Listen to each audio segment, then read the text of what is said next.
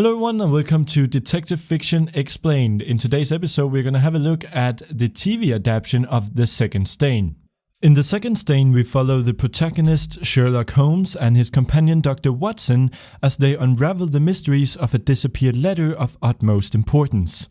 Sherlock, being the information-hungry person that he is, insists on knowing the contents of the letter and thus gets involved in an international political matter.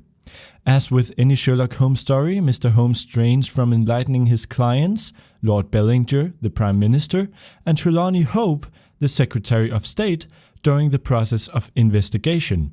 Dr. Watson is characterized with loyalty and persistency, much as he's presented in the modern TV adaptation, as can be seen in, for example, A Study in Pink. Sherlock Holmes himself differs from his modern counterpart in that he's portrayed with a certain calm and that his excitement is less extravagant. Compared to the modern Sherlock Holmes, the Holmes of the film uses a style of conversation much less provocative and easier to follow.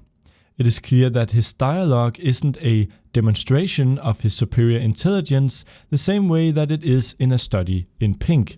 The Second Stain also puts less to no emphasis on Dr. Watson's war trauma, and he's shown without a limp. After accepting the case, Mr. Holmes is visited by Mr. Hope's wife, Lady Hilda Trelawney. It is in this instance the first clue is presented, as she shows certain interest in the case, an interest, as indicated by Sherlock, that isn't entirely driven by her affection for her husband. Sherlock's suspicion is enforced by the fact that Lady Trelawney is the wife of an important political figure and thus must be used to the stress and insecurity caused by her husband's important affairs. Shortly after the visit, Sherlock finds out that a spy, Eduardo Lucas, who was previously known to him, has been murdered on the night of the letter's disappearance. Holmes thinks that the murder and the disappearance of the letter are connected, thus the murder forms clue number 2. Sherlock and Watson visit the crime scene. In charge of the police investigation is Detective Lestrade, who is utterly excited to show them around. Lestrade is a simple character whose primary purpose in the movie is to emphasize the extraordinary mind of Sherlock compared to a regular policeman. Lestrade behaves unprofessionally, mostly because of his childish excitement, and shows his lack of caution in his treatment of potential evidence. An example of these characteristics is his goofy handling of one of the living room chairs, whilst bragging about his ability to preserve the original condition of the crime scene. The clue that Lestrade is most excited to show them, clue number 3, is a bloodstain on the living room carpet, which does not correspond to the placement of a bleed-through stain, indicating that the carpet has been shifted after the murder. He shows that a 90-degree rotation of the carpet restores its original position. After having distracted Lestrade, Sherlock searches for and discovers a hidden hatch that upon opening reveals that it is empty. Our protagonist deduced the fourth and final clue when interrogating a policeman standing guard outside the building. Sherlock's superior mind is again emphasized in the very specific way of asking questions, almost as if he knows the answer himself. The policeman admits to allowing a young woman to have a look at the crime scene and to leaving her unattended for a short period of time. Upon showing a photo of Lady Trelawney to the policeman, Sherlock is reassured in his suspicion, and for the first time in the TV episode, he bursts with joy. Sherlock now has all the information needed and seeks out the culprit, Lady Trelawney, who then explains to him the motive of the theft. Her involvement began when she was blackmailed by Eduardo Lucas. She tells that if she didn't retrieve the stolen letter, Lucas would expose a personal letter of hers which might jeopardize her marriage.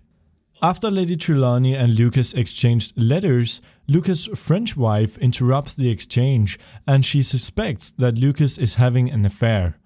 Lady Trelawney leaves the building with haste and Lucas' wife stabs him to death with a knife. She then returns to reacquire the letter from the hidden hatch, thus shifting the carpet. The fact that the murderer is introduced to the viewer in the same instance as she is revealed is not correspondent to rule number 10 for writing detective stories authored by S.S. Van Dyne. Another rule that doesn't directly correspond to the second stain is rule number 19, stating that the motive of any detective story should be personal.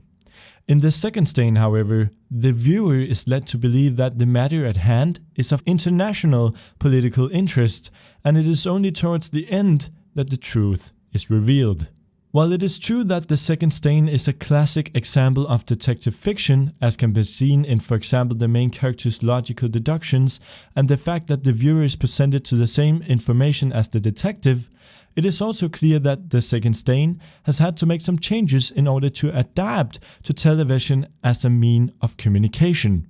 On-screen violence was already a highly debated topic at the time the movie was produced, and it is quickly very clear to the viewer that the murder itself is not the plot motivator, but instead functions as a clue. Therefore, it clearly contradicts rule number 7, stating that no other crime than murder can drive a true detective novel.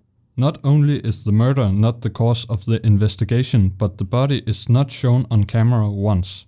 This fact alone goes against a long tradition of detailed descriptions of corpses as being brutally violated. A great example of this is Edgar Allan Poe's short story, The Murders in the Rue Morgue, where the 2 victims are found in horrifying condition.